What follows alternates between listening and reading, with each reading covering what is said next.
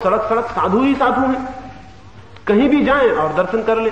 Japan में वैसे ही बहुत भिक्षु हैं, बौद्ध मुल्कों में बहुत भिक्षुओं की संख्या है। कंबोडिया में कोई 2-3 करोड़ की तो आबादी है और कोई 20 लाख भिक्षु हैं। वैसे ही जापान में है, बहुत भिक्षु हैं। वैसे ही लंका में है। तो बादशाह से उसके वजीरों ने कहा, भिक्षु है साधु की क्या कमी है, अभी चाहे जितने भीड़ लगा दें। उसने कहा नहीं, लेकिन मैं साधु के दर्शन करना चाहता हूं।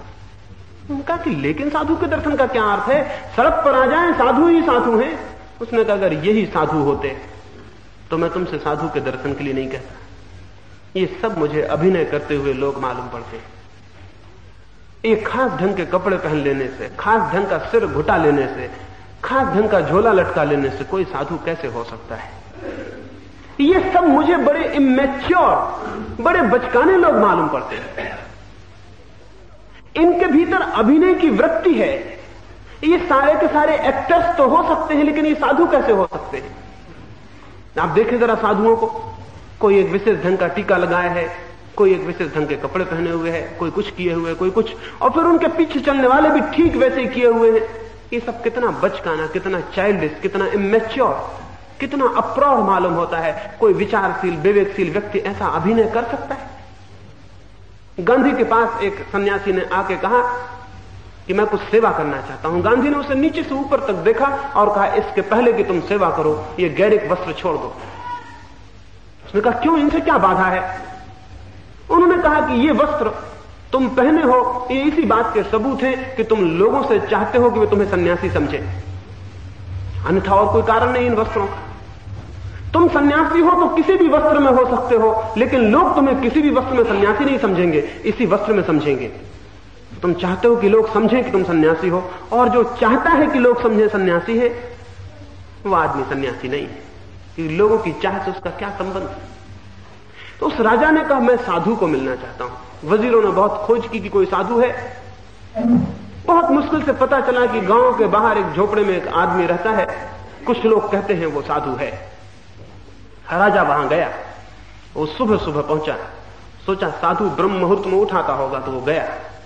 तो सुबह के कोई 7-7:30 बज रहे थे, सूरज ऊपर उठाया था और साधु सोया हुआ था। और भगवान बुद्ध की मूर्ति रखी थी, उससे वो पैर टिकाए हुए था। राजा ने कहा ये कैसा साधु है, भगवान की मूर्ति से पैर टिकाए हुए और इतनी देर तक सोया हुआ है। लेकिन जो उसे ले गए थे उन्होंने कहा इतने जल्दी निर्णय न ले, क्योंकि साधु को पहचानना इतना आसान नहीं। इतने जल्दी निर्णय लेने से ही तो असाधु साधु बने हुए दिखाई पड़ रहे हैं। क्योंकि कोई भी 4 बजे उठ सकता है, कोई बड़ी कठिन बात है। और कोई भी भगवान के हाथ जोड़ के बैठा हुआ मिल सकता है, कोई कठिन बात है। जरा थोड़ा निर्णय लेने में जल्दी ना करें। यह आदमी कुछ है जो भगवान पर पैर टेके हुए है, ये कोई आदमी सामान्य नहीं है। सिर्फ साधु ही टेक सकता है भगवान पर पैर, और कोई नहीं टेक सकता। थोड़ा रुकें, जल्दी निर्णय ना लें। वो साधु कोई 8 बजे उठा होगा। राजा ने उससे छूटते ही पूछा कि तुम इतनी देर तक सोए हुए थे, साधु को ब्रह्म मुहूर्त में उठाना चाहिए। उसने कहा कि मैं तो ब्रह्म मुहूर्त में उठता हूं, जब उठता हूं तभी ब्रह्म मुहूर्त मानता हूं।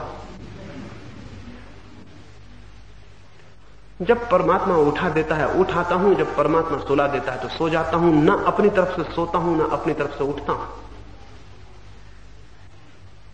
अपने को छोड़ ही दिया उसी दिन जिस दिन साधु हुआ।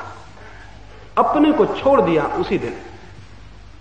अब जो होता है, जब धूप में बैठता हूं, धूप तेज लगने लगती, भीतर परमात्मा कहता है छाया में चलो, तो छाया में आ जाता हूं। और जब छाया ठंड देने लगती है और परमात्मा कहता है धूप में चलो, तो धूप में चला जाता हूं। अपने को मैंने छोड़ दिया है। अब मैं सिर्फ जी रहा हूं और मैं नहीं हूं।